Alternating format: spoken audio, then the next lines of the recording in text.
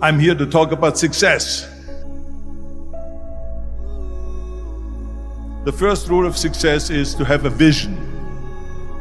You see, if you don't have a vision of where you go, and if you don't have a goal where you go, you drift around and you never end up anywhere.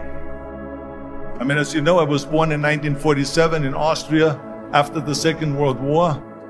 So I was very fortunate that I stumbled onto my vision.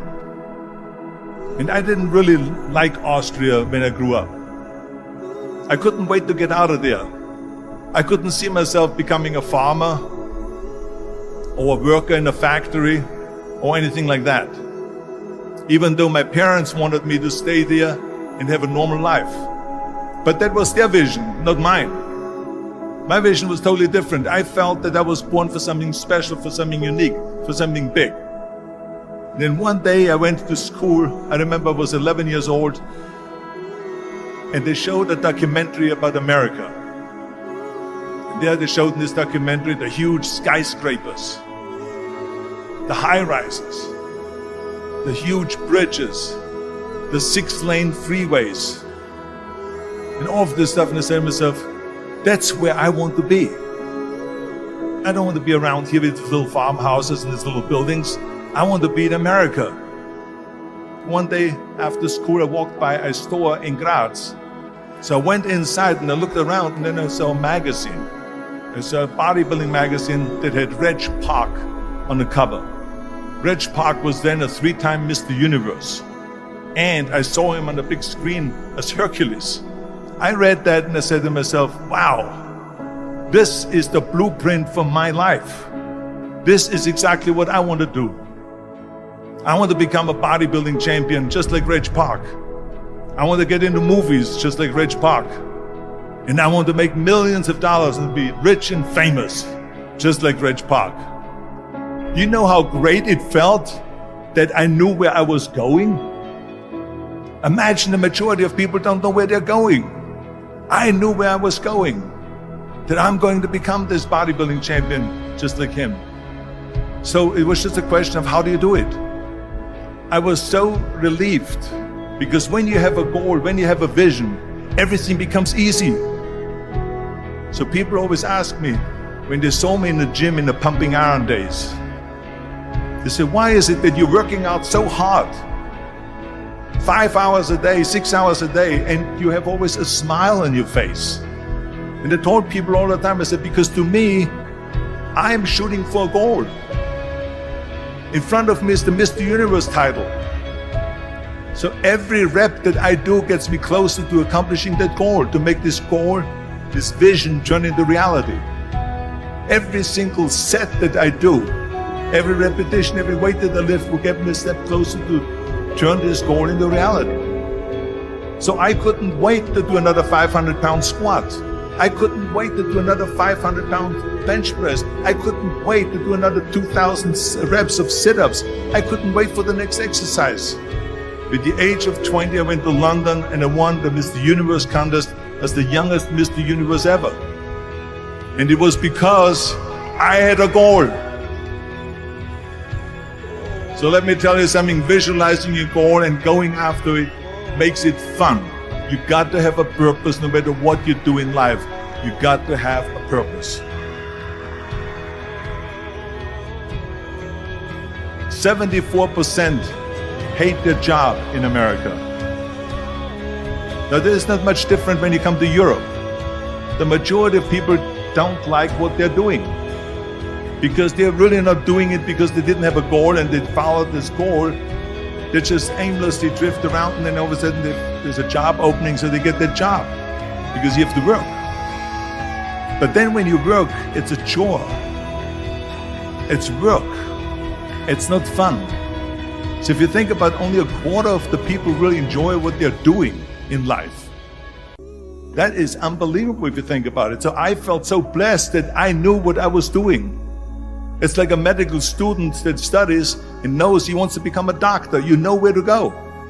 And the same thing is also in politics. I remember that in politics, I had a very clear vision that I will be the leader of California. This is as far as I could go because I was not born in America, so I could not run for president. So being the governor of the fifth largest state, I should say the largest state, the fifth largest economy in the world, was for me really the ultimate title, the ultimate accomplishment in politics. So even though people came up to me and says, why don't you go and run for something smaller, you're never gonna make it. I ran for governor, and then 2 months later I became governor of the state of California. Again, because I had a very clear vision what I'm gonna do with California. So that's rule number one, have a vision. Rule number two is, don't listen to the naysayers. Don't listen to the naysayers.